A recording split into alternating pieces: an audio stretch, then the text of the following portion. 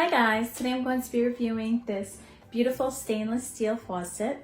Really nice. It can move side to side.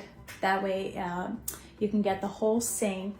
Also, this moves side to side for cold water or hot water, depending on what you need.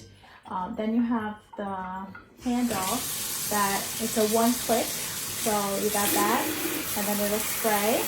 And then this turns it off and then back on. So you can switch again, turn off and back on.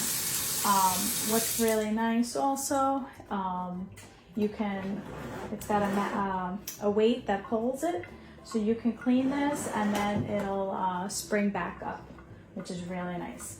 It's a beautiful stainless steel finish. It looks nice, elegant.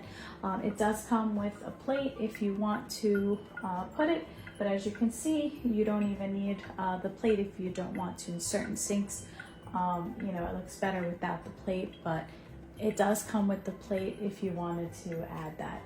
Highly recommend it. Such a beautiful faucet, works amazing, and it's super easy to install. So I hope you enjoy as much as I do. Bye.